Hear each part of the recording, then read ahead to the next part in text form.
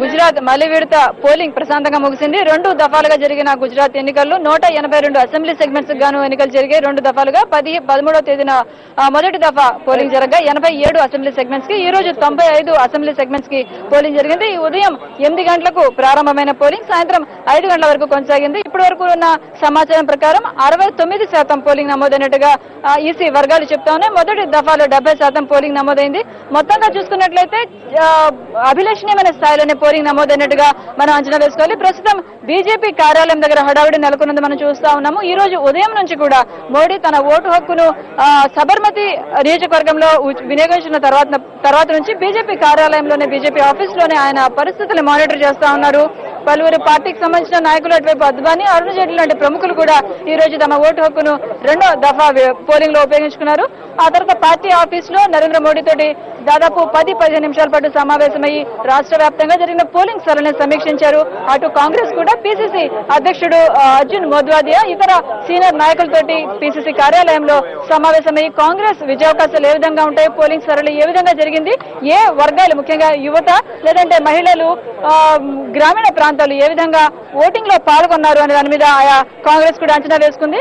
మరికొద్ది సేపట్లో నరేంద్ర మోడీ మీడియాతో మాట్లాడడానికి ముందుకు రానున్నారు. అటువైపు జీపీపీ కూడా, గుజరాత్ పరివర్తన్ పార్టీ కూడా తన అంచనాల్లో తానుంది. ఖచ్చితంగా 10 అసెంబ్లీ సెగ్మెంట్స్ లో గట్టి పోటీ ఇస్తామని జీపీపీ అధినాయకత్వం భావిస్తుంది. ముఖ్యంగా కేశుభాయ్ పటేల్ భావిస్తా ఉన్నారు. కనీసం 5-6 సెగ్మెంట్స్ లో గెలిచినా మిగతా చోట్ల బీజేపీ ఓట్ బ్యాంకుకు గండి వేస్తామని ఆ పార్టీ భావిస్తోంది. ఇది ఈ రోజు జరిగిన 2వ దఫా ఎన్నికలకు సంబంధించి మొత్తం మీద మొదటి దఫా 2వ దఫా విడతల్లో దాదాపు 1600 మంది అభ్యర్థులు బరిలో ఉన్నారు. 1600 మంది అభ్యర్థులు బరిలో ఉన్నారు. తమ భవితవ్యాన్ని తేల్చుకోవడానికి ఈ రోజున్న ప్రముఖులు ఎవరైతే పోటీలో ఉన్నారో చూసుకున్నట్లయితే గుజరాత్ రాష్ట్ర ముఖ్యమంత్రి నరేంద్ర మోడీ, అదేవిధంగా ఆయన కేబినెట్ లో ఉన్న పలువురు మంత్రులు కూడా ఈ రోజు బరిలో ఉన్నారు. సెకండ్ ఫేజ్ ఎలక్షన్స్ లో ఉన్నారు. కాంగ్రెస్ సంబంధించిన కురువృద్ధుడు పలువురు నాయకులు కూడా ఈ రోజు ఓటింగ్ లో తమ ఓటు హక్కును, తమ భవితవ్యాన్ని తేల్చుకునే పనిలో ఉన్నారు. మణినగర్ కాన్స్టిట్యున్సీ స్పెసిఫిక్ గా చెప్పుకోవాల్సి ఉంటుంది. నరేంద్ర మోడీ 3వసారి హ్యాట్రిక్, అటువైపు రాష్ట్ర ముఖ్యమంత్రిగా హ్యాట్రిక్ సాధించే ప్రయత్నం చేస్తూనే మణినగర్ నియోజకవర్గం నుంచి 3వసారి బరిలో ఉన్నారు.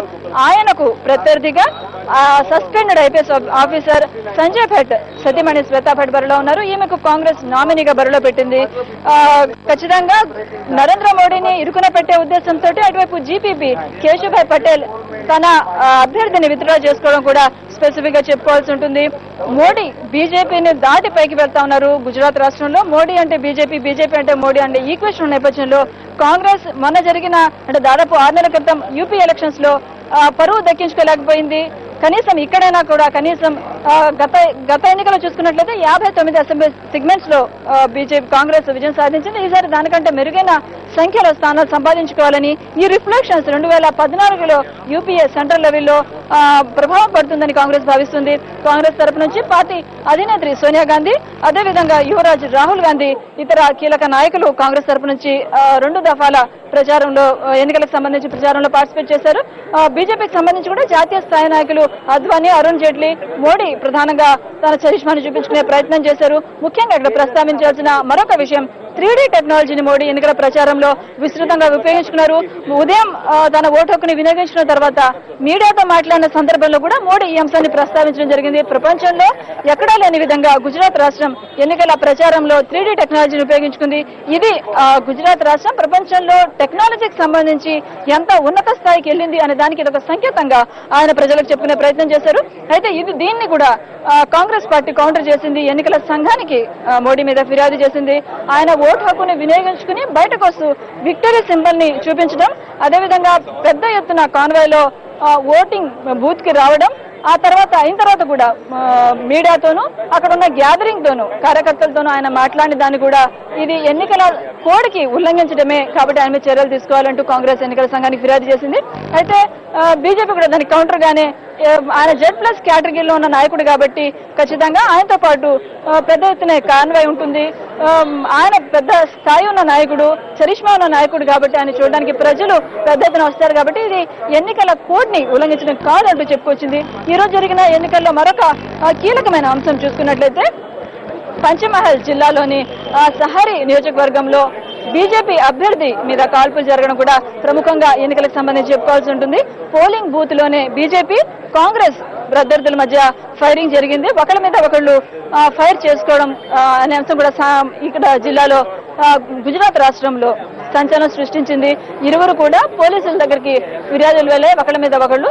దీన్ని బీజేపీ కౌంటర్ గా కాంగ్రెస్ తన ఓటమిని గుర్తించే ఇలాంటి పనికి మాలిన లేదంటే ఇలాంటి అవసరం లేని చర్యలు రాజకీయంగా దిగజారుపు చర్యలకు పాల్పడుతుందంటూ బీజేపీ ఆరోపించింది.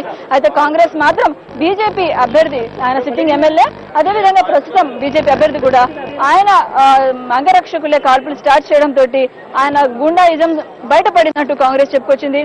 అయితే ఈ అభ్యర్థికి సంబంధించి మనం చూసుకున్నట్లయితే జత్ బర్వాడియాకి సంబంధించి కొద్ది రోజుల క్రితం రాష్ట్ర అసెంబ్లీలో అశ్లీల దృశ్యాలు అశ్లీల చిత్రాలు ఫోన్లో చూస్తూ దొరికిన పట్టుబడిన ఎమ్మెల్యేలు ఆయన ఒకటి అంటూ అనే అంశాన్ని కూడా కాంగ్రెస్ గుర్తు చేసుకుంటా ఉంది. ఇది ప్రస్తుతం గుజరాత్ ఎన్నికలకు సంబంధించిన పూర్తి పిక్చర్. గుజరాత్ ఎన్నికల ద్వారా నరేంద్ర మోడీ మరోసారి హ్యాట్రిక్ సాధిస్తారా? హ్యాట్రిక్ సాధించిన తర్వాత తన ఇమేజ్ ని జాతీయ స్థాయిలో పెంచుకుని ఢిల్లీ పీఠం వైపు కన్నేస్తారా అనేది చూడాలి. అటువైపు కాంగ్రెస్ తన పరువును దక్కించుకుంటున్న కనీసం ఈసారైనా వచ్చే 2014 ఎన్నికలకి తన లక్ష్యమైన కేంద్ర ఢిల్లీ పీఠాన్ని చేరుకునే ప్రయత్నంలో కాంగ్రెస్ సాధిస్తుందా అనేది, ఇక నరేంద్ర మోడీకి ప్రధాన ప్రత్యర్థిగా రంగంలో దిగిన జీపీపీ పార్టీ ఎంతవరకు ఓట్ బ్యాంక్ ను చీలుస్తుందనేది కూడా రాష్ట్ర రాజకీయాల్లో ఆసక్తికరంగా మారాయి. మరికొద్ది సేపట్లోనే నరేంద్ర మోడీ ఇక్కడికి వస్తారు. మనం ఉదయం నుంచి చూస్తా ఉన్నాం. ఉదయం నుంచి కూడా ఆయన పార్టీ పరిస్థితి ఏ విధంగా ఉంది, ఏ విధంగా ఓటింగ్ సరళి జరిగింది, కార్యకర్తల్ని మోటివేట్ చేయడం, ప్రజలందరూ కూడా ఓటింగ్ లో పార్టిసిపేట్ చేసే విధంగా అందరినీ కూడా ఇంటింటికి వెళ్లి మోటివేట్ చేయడం, ఓటింగ్ చేసే విధంగా ఈ అన్ని కార్యక్రమాల్ని నరేంద్ర మోడీ పార్టీ ఆఫీస్ లో చేస్తా ఉన్నారు. సో దీన్ని చూసుకున్నట్లయితే అదేవిధంగా ఈ మధ్య ఆయన సర్క్రీక్ అంశం మీద అంటే పాకిస్తాన్ ని టార్గెట్ చేసుకుని సర్క్రీక్ అంశాన్ని ప్రస్తావించడం చూసుకున్నట్లయితే బీజేపీ ఏమన్నా కొంత అంతర్గతంగా ఆందోళనలో ఉందా? లక్షించిన స్థానాలు అంటే కనీసం 120 స్థానాలు వస్తాయని నరేంద్ర మోడీ కాన్ఫిడెంట్ గా చెప్తా ఉన్నారు. ఆ పరిస్థితి లేదా అనే అనుమానాలు కూడా వ్యక్తం అవుతున్నాయి. అంటే ఇంతవరకు హిందుత్వ ఎజెండా తోటి హిందుత్వ పునాదుల మీద ఉన్న బీజేపీ ఈసారి కొత్తగా ఈ ఎన్నికల నేపథ్యంలో ఆయన టోన్ మార్చారు. పాకిస్తాన్ ని దృష్టిలో పెట్టుకుంటూ దేశభక్తి అంశాన్ని కూడా తన ప్రసంగాల్లో జోడించిన అంశాన్ని మనం ప్రధానంగా గుర్తుంచుకోవాల్సి ఉంటుంది. ఈ నేపథ్యంలో బీజేపీ ఆశించిన స్థానాలు రాకపోవచ్చు అనే ఒక విశ్లేషణ కూడా వినిపిస్తుంది. సో మొత్తం మీద ఓటర్లు ఎవరికి ఏ విధంగా ఓట్ చేస్తారనేది 20వ తేదీన తేలిపోతుంది. మరోసారి ఎవరికి పట్టం కడతారు అనేది స్పష్టమవుతుంది. Vote you